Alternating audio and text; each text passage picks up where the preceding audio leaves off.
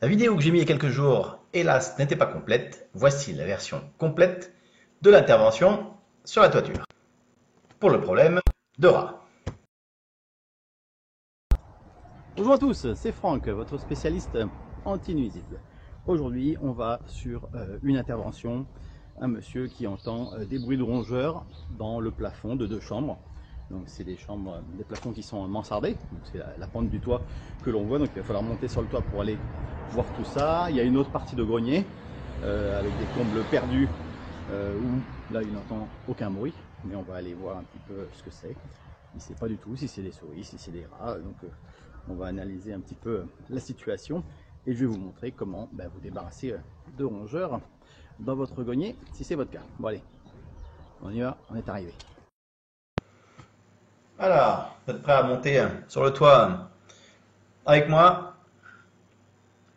J'étais monté juste avant, j'avais commencé à retirer une tuile et j'ai vu de bonnes traces, donc je vais vous montrer tout ça. C'est pour ça que je suis redescendu chercher la caméra.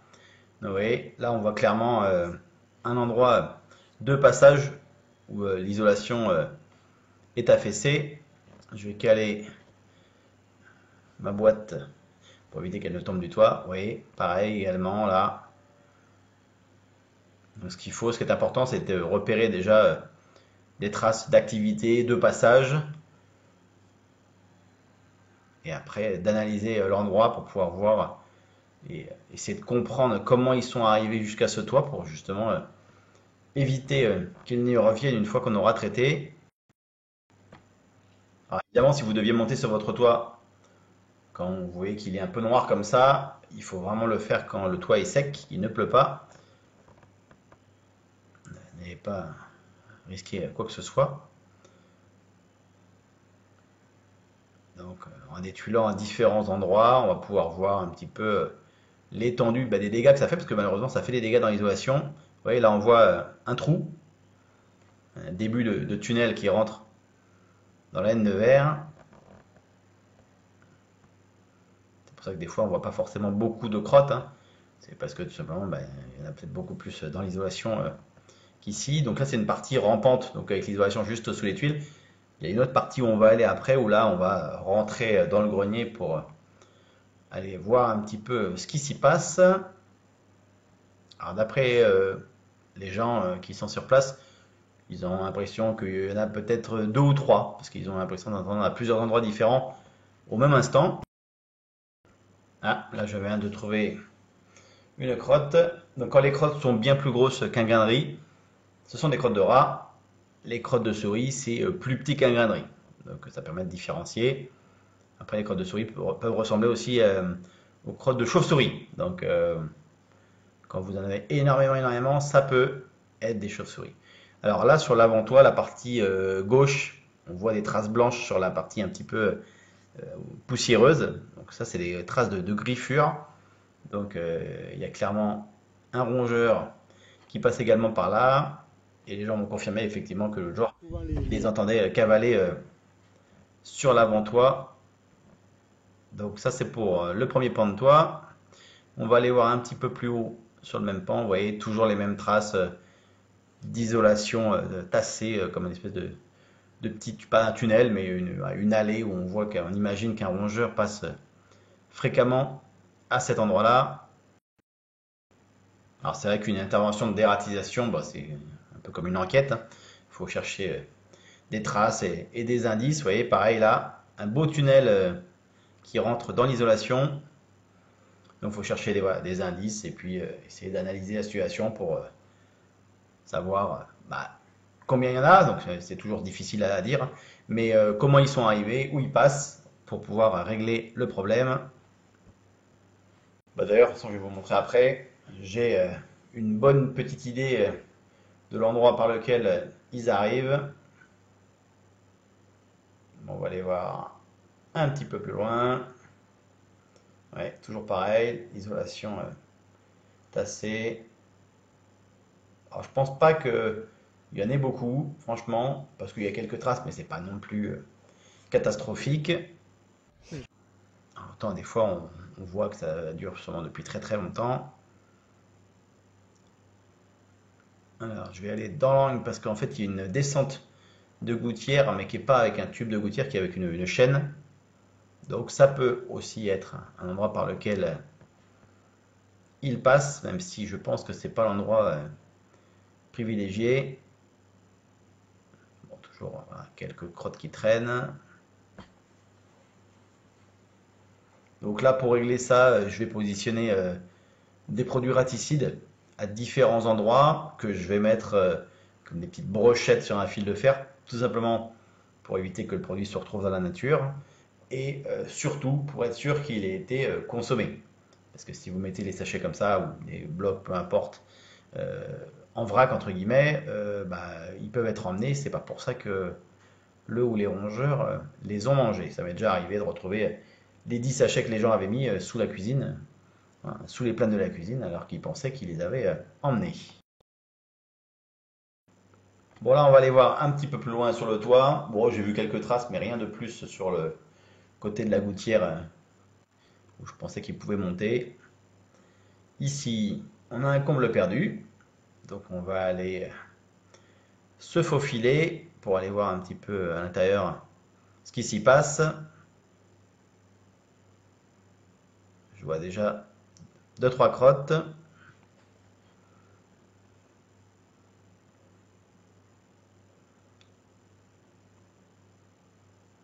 Allez, on va retirer encore 2 tuiles pour passer entre deux lithos. Si, je vous assure, je vais passer. On dirait pas comme ça, mais je suis très svelte. Et je vais savoir me faufiler. Je vais récupérer ma lumière, mes produits. Alors là, ça va, le toit n'est pas trop glissant. Parce qu'il y a eu une inverse il y a 1 heure, là. Je me suis dit, ça va être compliqué. Je vais pouvoir monter. Parce qu'il n'y a pas de trappe à l'intérieur. Allez. On glisse les jambes. On essaye de marcher au bon endroit hein, pour pas finir dans le salon. Allez, on se faufile. Voilà. Bon, ça va, il fait pas trop chaud dehors. C'est vrai qu'en plein été, les greniers comme ça, il fait 50 degrés. Alors, je vais prendre tout ce qu'il me faut. Voilà.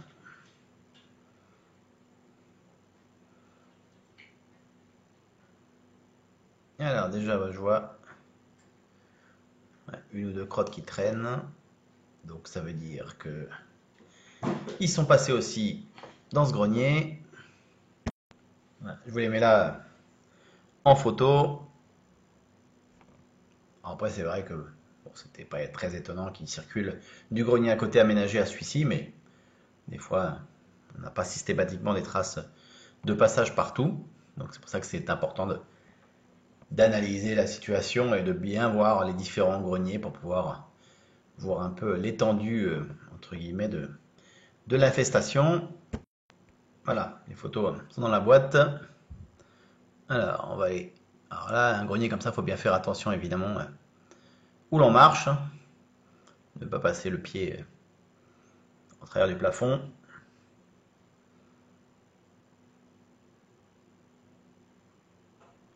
On met les gants.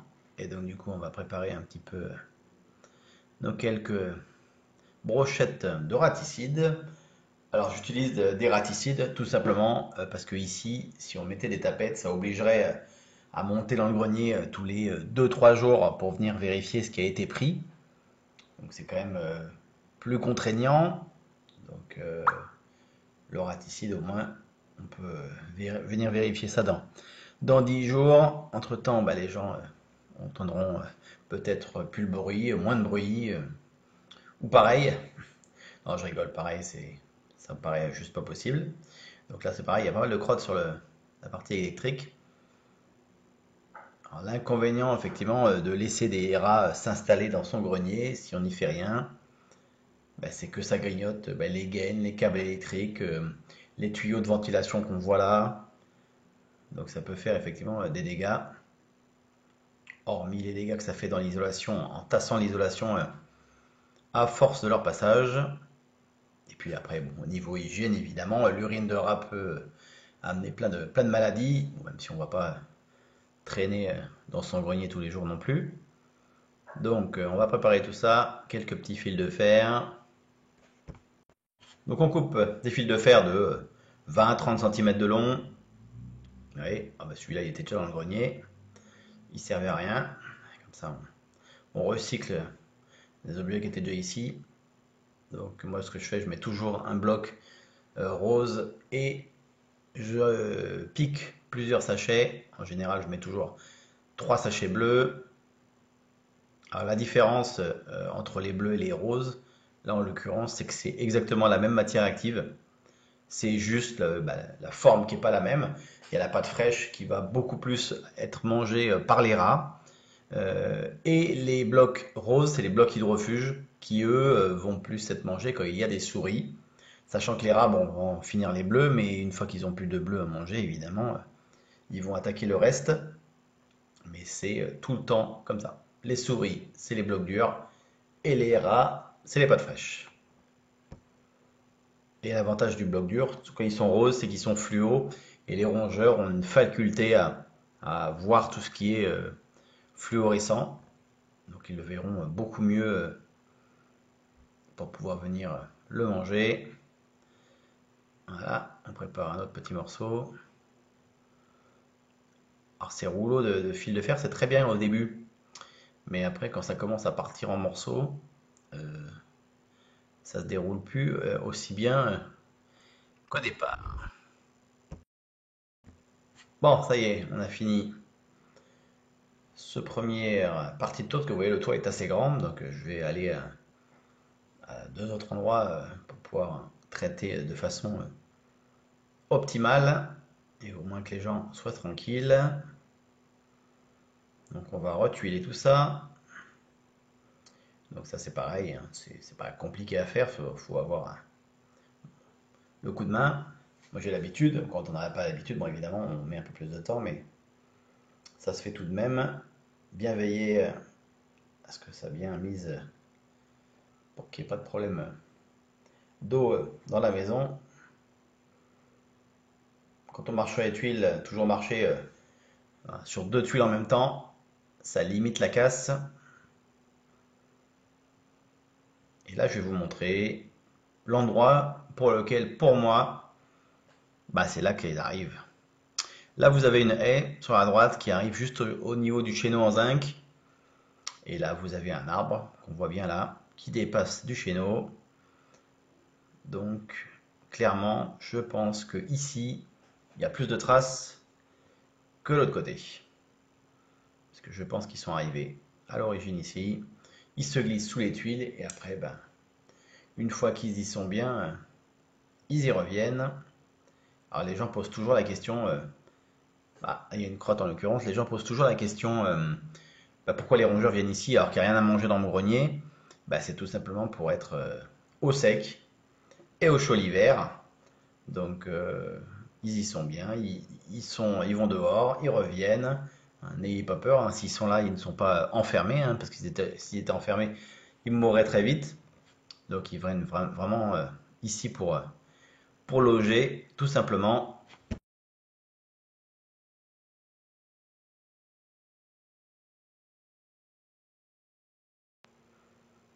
Et donc c'est vrai que le fait de limiter au maximum l'accès à une toiture, ça limite les rongeurs, hein, parce que soit ils arrivent par l'intérieur des murs, soit ils arrivent par le toit. Là en l'occurrence c'est le toit. Après là c'est compliqué parce que le toit arrive très bas.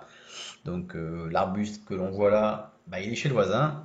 Donc toujours un peu délicat d'aller demander au voisin de couper son arbre et de laisser que 1,50 m pour pas qu'il arrive jusqu'à la gouttière. Mais c'est vrai que voilà, faudrait l'écarter également, idéalement, du toit, s'ils veulent que ça ne revienne pas. Donc c'est vrai que quand je l'ai dit aux gens, ils m'ont dit c'est pas grave, on fera une dératisation une fois par an. Bon, alors c'est pas forcément utile, hein, c'est plus le jour où ils entendent du bruit qu'il faut agir rapidement. En l'occurrence, cette intervention-là, je vais la faire en un seul passage, mis à part s'ils entendent encore du bruit d'ici une douzaine de jours. Mais bon, après, on va faire ça bien. et je pense que ça va se régler et que j'aurai pas à revenir ici. Donc toujours le même principe, la petite brochette qu'on va placer à plusieurs endroits sur toute cette longueur de zinc là. Au niveau du lito, le lito c'est le bois qui tient la tuile. Alors, par rapport à l'efficacité des insecticides, on me pose souvent la question. C'est vrai que ceux que vous allez acheter dans le commerce, déjà sont clairement, c'est obligatoire d'ailleurs, sont moins forts que ceux utilisés par les professionnels. Par contre, parmi les matières actives, il y en a qui sont beaucoup plus fortes que d'autres. Moi, j'utilise toujours la molécule Brodifacoum. Pour moi, ça, c'est une valeur sûre. À titre de comparaison, le Brodifacoum le plus fort que vous pouvez acheter vous en tant que particulier, il va falloir 4 grammes pour tuer un rat. Alors que certaines molécules, que je ne citerai pas, mais vous pouvez trouver la vidéo que j'ai fait sur le comparatif des raticides, certaines molécules, il va falloir 15-20 grammes pour tuer un rat. Donc c'est-à-dire qu'il faut un sachet bleu entier pour tuer juste un rat. Donc, comme je dis toujours, il n'a pas attendu qu'on lui donne à manger dans le grenier pour se nourrir. Donc il va peut-être manger que la moitié d'un sachet. Il sera malade, mais il ne sera pas mort. Et c'est pour ça que vous aurez du mal à vous débarrasser des rongeurs si le produit n'est pas suffisamment fort. Donc là, on va positionner nos petits raticides tous les 3 mètres à peu près. Ça sert à rien d'en mettre sous chaque tuile, hein, parce qu'il faut savoir que les rats se déplacent. Donc on en positionne à différents endroits, même si il y a des chances que tout ne soit pas consommé, parce que je pense pas qu'il y ait suffisamment de rats pour que tout soit mangé. Allez, on va en mettre un autre ici. Alors concernant le développement des rats, il faut savoir que un couple de rats au 1er janvier, si on les laissait se développer normalement, sans qu'ils soient éliminés par des produits comme ça ou des traitements quels qu'ils soient, ferait au bout d'une année, d'après les professionnels, les scientifiques qui calculent tout ça, leur développement, un couple de rats au 1er janvier ferait une petite famille de plusieurs milliers, de 3 à 5 000 rats au bout d'une année. Tout simplement parce qu'une femelle a plusieurs portées par an, 4 à 6 petits à chaque fois. Au bout de 3 mois, ils se reproduisent sans aucune consanguinité entre eux. Donc je vous laisse imaginer un petit peu ce que ça peut donner, sachant qu'évidemment que sur une maison, même comme ça, il n'y aura jamais 1000 rats qui seront dans le grenier. Il peut y en avoir peut-être quelques dizaines, mais pas plus. Les autres vont aller, je dirais, dans d'autres zones pour pouvoir avoir à manger, parce qu'évidemment, il faudra manger pour tout le monde, hein. Donc, il ne faut pas s'inquiéter, vous n'aurez jamais 3000 rats dans votre grenier. D'ailleurs, heureusement, parce que s'il y en avait 3000, on ne saurait même plus où mettre les pieds. Voilà, c'est la coupure pub. Un appel d'un client pour à nouveau un problème de rat. Donc même quand je suis sur le toit, effectivement, je décroche. Bon, je suis dans des bonnes positions mauvaises, évidemment, je décroche pas, hein. Là, j'étais tranquille. L'appel est fini. On va pouvoir continuer. Vous voyez encore quelques traces de crottes. Mais comme je l'ai dit tout à l'heure, rien de, je dirais, d'alarmant. Il y en a clairement, mais il n'y en a pas non plus des kilos, parce que des fois ça arrive qu'on soulève une trappe d'un grenier où on trouve le sol noir de crottes. Je vous ferai une petite vidéo la prochaine fois d'ailleurs, que je trouverai ça. Une vidéo rapide, histoire de vous montrer un petit peu ce que ça donne sur quelques mètres carrés, quand vous avez 10 kilos de crottes de rat. Alors là, je vais pas pouvoir rentrer parce que c'est un petit peu bas ici, là. J'ai beau être très sportif, mais quand même. Donc on va directement installer ça. En plus là, on est entre la jonction de l'avant-toit et du grenier. Donc il passe juste ici quand il circule.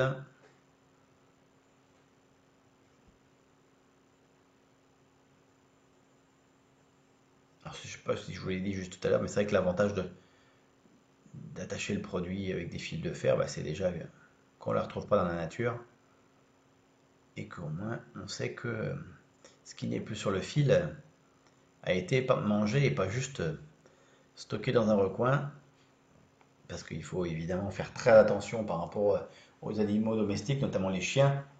On ne peut pas se permettre de laisser des raticides comme ça autour d'une maison, donc là, dans un grenier, le chien ne va pas y aller, mais il faut faire attention tout de même.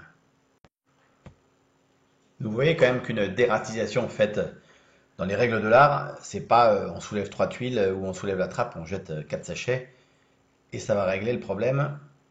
Il y a quand même un processus à suivre et bah, faut faire tout simplement le tour du toit, hein, pour entre guillemets piéger l'ensemble de la charpente pour être sûr d'avoir un résultat. Bah, c'est pour ça que d'ailleurs 100% de mes interventions se concluent par une dératisation, enfin quand ça concerne les rats.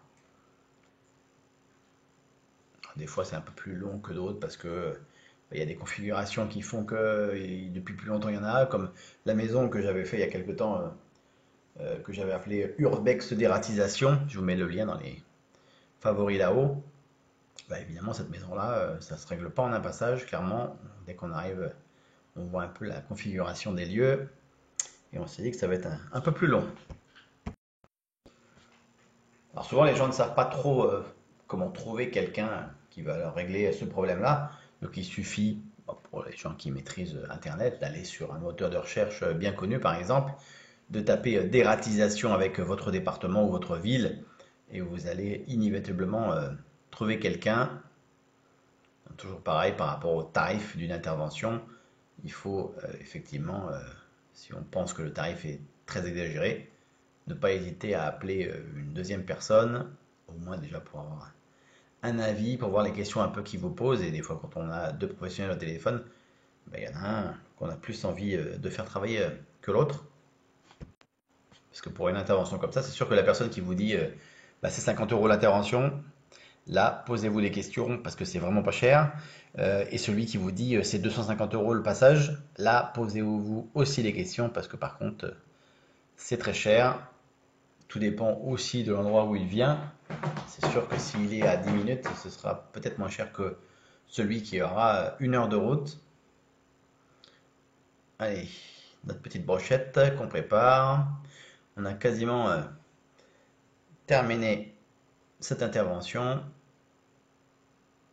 J'ai mis un fil un peu plus long parce qu'on est un petit peu plus haut sur la charpente, histoire qu'il soit reposé sur l'isolation.